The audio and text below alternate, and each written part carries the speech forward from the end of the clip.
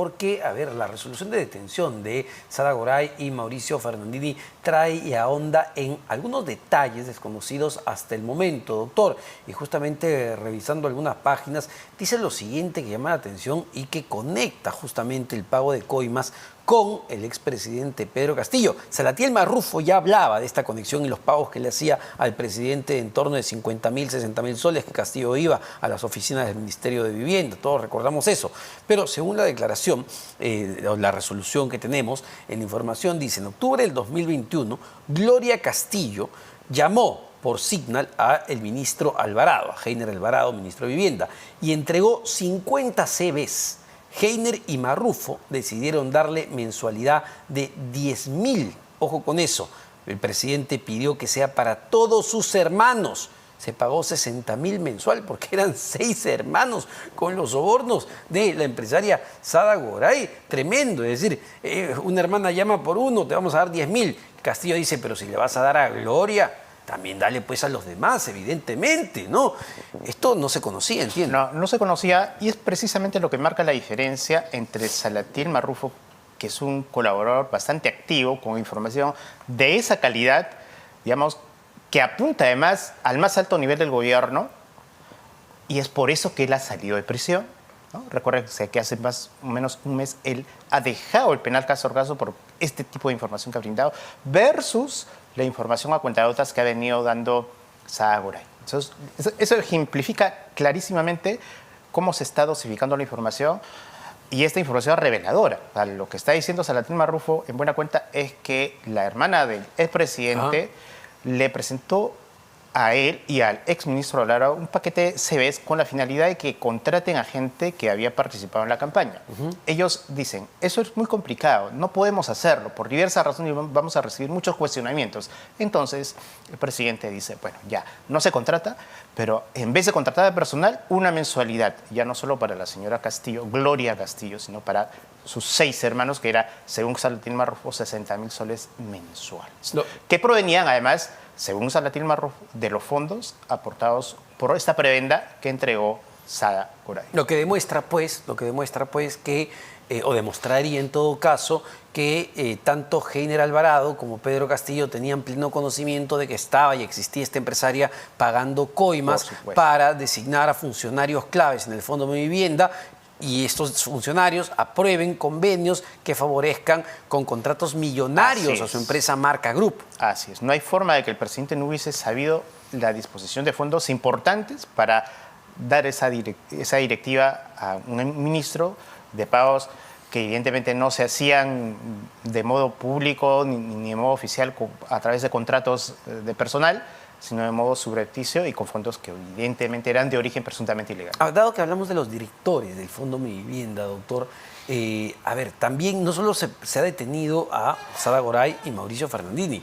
también se detuvo, entiendo, a Pedro Arroyo Marquina, que era uno justamente de los directores, sino el presidente ejecutivo del Fondo Mi Vivienda, ¿verdad? Así es. Y mientras que en la tarde, Roger Gavidia Johansson, él se entregó. Esta calidad de investigado, él se entregó a las autoridades fiscales. Es decir, aquí, como bien dice usted, es más de 2 implicados y son nuevos implicados en esta trama. Sí. Sin embargo, yo creo que la Fiscalía debe tener claro que la pita, para decirlo en términos muy coloquiales, no se puede romper por el lado más débil, o sea, los funcionarios de segundo nivel. Si hay un propósito de colaboración eficaz, es porque tiene que haber información de gente muchísimo más importante, o a nivel del sector público, funcionarios de muchísimo más alto nivel, inclusive el propio presidente de la República, o, de ser el caso, personas, digamos, de carácter privado, empresarios que también forman parte de esta trama. Ahora, a ver, uno se preguntará, ¿qué sucedió con Luis Mesones Oré? Porque ya son muchos nombres, la gente se va a perder un poco. Luis Mesones Oré, que era el ex esposo de Sara Goray, fundador también de Marca Group, y que en un momento era el asesor directo del presidente ejecutivo del Fondo Mi Vivienda, que hoy está también detenido, Pedro Arroyo. Bueno, entiendo, doctor, que según el fiscal provincial Freddy Cristian Niño Torres, que está a cargo de la este señor, Luis Mesones Oré, se encuentra no habido Se encuentra no habido, por lo que su despacho ha solicitado ya al Interpol la captura internacional y semáforo azul para lograr su inmediata ubicación y captura. Sí. Es una pieza clave en la trama. Por supuesto. No por algo la Fiscalía ha diseñado ya una suerte de, digamos, de red con personajes que inclusive ya están identificados, varios de los cuales están asumiendo esa, digamos, actitud de evadir o de considerarse no habidos o de no sujetarse a las disposiciones de esa investigación que con mucha fuerza está haciendo la Fiscalía. Así que yo creo que en los próximos 10 días se va a decantar, digamos, la realidad de la información que tendría que haberse mostrado y este caso va a dar un vuelco muchísimo más fuerte del que ya se conoce. Ahora, de todos los casos, ¿no? Ya no sé cuántas carpetas abiertas tiene el Ministerio Público contra el expresidente Pedro Castillo, pero si hacemos las comparaciones respectivas, este caso, el que vincula a Sara Goray, donde está Salatiel Marrufo, insisto con esto, Salatiel Marrufo que el 7 de diciembre se presenta ante la Comisión de Fiscalización a reiterar todo lo que ya le había contado al Ministerio Público, que Castillo sabía de las coimas, que Castillo recibió parte de esas coimas que venían de Sara Goray y Castillo, horas después, por el miedo, decide dar un golpe de Estado. Esto fue gravitante, pero en términos legales, doctor, este es el caso más directo en contra del expresidente Castillo. Sí, no solo por la intensidad o gravedad de la pena, que puede ir hasta los 25 años, sino porque en este caso está fluyendo evidencia nunca antes conocida acerca de la asignación de la entrega de dinero directamente al presidente de la República. Así es que por eso la Fiscalía está centrando toda su fuerza a desarrollar este caso como el que va a significar el más importante para poner en cuestión y quizás avanzar y dar mayores pasos hacia la imputación principalmente al expresidente de la República. Y en el caso de los detenidos más conocidos o más, digamos, comentados el día de hoy, que son Sara Goray y Mauricio Fernandini, ambos intentando acogerse a una colaboración eficaz, en el caso de Fernandini una confesión sincera. A ver, la Fiscalía puede decir, ¿sabes qué?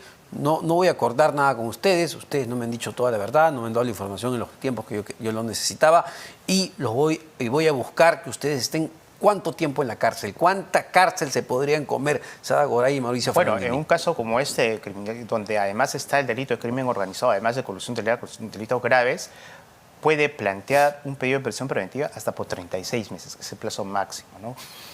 De ahí, algo menos quizás, ya lo dosificará el fiscal según el resultado de estos 10 días, pero seguiría la misma estrategia que con Salatiel Marrufo. A Salatiel Marrufo, ya estando en trámite su colaboración, le imponen prisión preventiva y él ya no estuvo solamente en la carceleta de 10 días, estuvo detenido, preso en el penal de Castro Castro. Recuérdase que hace menos de un mes él ha salido en libertad, pero con una prisión preventiva que ya se estaba ejecutando, sí, que solamente se pudo, digamos, cambiar, modificar a comparecencia en la medida que esa colaboración brindó ese tipo de información que ahora la conocemos. Esa puede ser la estrategia de la Fiscalía y, de ser el caso, Sara Goray, principalmente ella, podría estar sujeta a una prisión preventiva si que no decide aún brindar toda la información que se entiende la Fiscalía, presume la tiene. Doctor, detalles, doctor, acabamos de leer justamente un párrafo de esta resolución donde muestra claramente que la señora era la dueña del Fondo Mi Vivienda.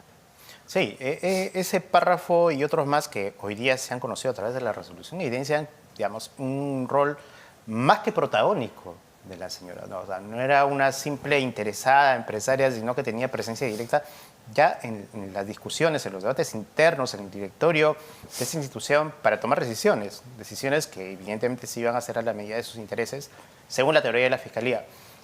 Pero además de ese párrafo que tú has más o menos resumido, digamos, leyendo interlíneas, se podría saber que alguno de esos funcionarios que está sometido a investigación está brindando información mucho más importante quizás en este momento y que revela por qué la Fiscalía considera que hay peligro inclusive hasta de obstrucción, ¿no?, de obstaculización, porque Sara Goray, al ser la protagonista de eso, tendría la posibilidad de influir en los otros investigados, en aquellas personas que fueron designadas como funcionarios miembros del directorio para evitar que declaren toda la información.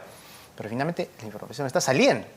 Así es que esta situación particularmente de la señora, no de Mauricio Fernandini, repito, es un eslabón, digamos, interesante para terminar de relatar la historia, pero finalmente es una parte de la misma. Hay que ser claro, Mauricio es el que más atractivo genera evidentemente la opinión pública porque es un personaje conocido, es un periodista, digamos, de hace muchísimas décadas, lo conoce, el pueblo peruano lo quería además, y claro, que alguien así se ve implicado incluso para nosotros, que ha sido nuestro colega, nuestro amigo, que ha trabajado aquí en esta casa periodística, pues ha sido un golpe tremendo, porque es alguien con el que tú compartías, pero efectivamente se equivocó, cometió un delito, no solo una equivocación, un delito, y eso es clarísimo, manchó el ejercicio del periodismo, pero no es una pieza clave. La pieza clave acá es la señora Goray. Definitivamente no lo es, ¿no? Así es que creo yo que en los próximos días, yo diría que 3 días máximo se define esta situación, porque esta medida, la ejecutada el día de hoy, puede ser apelada. O sea, las defensas pueden impugnar para que se revise la detención de todos en sala de apelaciones, como ha ocurrido en otros casos, ¿no? Pero si es que no presentan apelación, significa que se van a someter ya completamente al proceso. Y a ver, no hemos hablado mucho de esto, el caso de Heiner Alvarado. De alguna manera, y esto es verdad, hasta el momento nadie los indica directamente como receptor de coimas. ¿Cuál es su nivel de responsabilidad? Esto se pudo haber hecho sin que él tenga conocimiento de lo que pasaba, sin que él sepa los cambios que se estaban dando en el Fondo Mi Vivienda, sin saber que la señora controlaba el Fondo Mi Vivienda. Mira, Heiner Alvarado está con orden de prisión preventiva por una decisión dictada por la Corte Suprema. Y en la resolución que ordenó su prisión preventiva sí se afirma, ya con un grado de alta probabilidad, que Heiner Alvarado sí está vinculado a los hechos, sí tenía conocimiento, que no es creíble que él era un alto funcionario del ministerio y que era su asesor o su jefe de gabinete el único responsable que conocía esta trama de hechos. En esa resolución ha quedado bastante definida su, digamos, posible, y ni siquiera posible, su muy probable participación, no solo por acción, sino por omisión. Así es que creo que su situación, por algo está con prisión preventiva, dentro de un mismo proceso que se lleva en otro juzgado por su condición de ministro, pero que finalmente se van a integrar en una sola cargo. Porque hay un tema interesante a nivel de roles dentro del Ministerio de Vivienda. Es verdad, Salatiel Marrufo era el jefe de asesores de Heiner Alvarado, por tanto había una relación jerárquica. Sin embargo, en la hipótesis fiscal, Salatiel Marrufo es parte de este buró político denominado Los Chiclayanos junto a Alejandro Sánchez Sánchez y José Nenil Medina. Y fueron estos tres los que designan a Heiner Alvarado. Entonces, claro, uno podría decir, a ver, incluso Heiner Alvarado pudo haber sido puesto ahí como un hombre de paja y el que realmente manejaba el ministerio era Salatiel Marrufo, mas no esto lo exime de culpa. No, en absoluto. O sea, la posición de ministro tiene un peso tal que es el único que puede firmar conjuntamente con el presidente, los decretos que asignaban, por ejemplo, los presupuestos o el presupuesto para, por ejemplo, estas cadenas de obras que se hacen en el municipio de Anguía y que se entiende que ahí también hubieron hechos, según la Fiscalía, propios de colusión o de asignación de prebendas indebidas. Doctor, perdóneme, estamos a la expectativa entonces, ya ambos han llegado a diferentes establecimientos, pero todavía son varios días. Vamos a ver si en lo que queda deciden contar mucha más información de la que aparentemente, según la información que tiene el Ministerio Público, en base a un nuevo colaborador eficaz, existe. Decidirá la señora Sara Goray, ahora sí, contar toda, pero toda la verdad, lo veremos pues en los próximos días. Muchísimas gracias, doctor Julio César Espinosa, abogado penalista, por este análisis que nos ha acompañado durante todo el programa.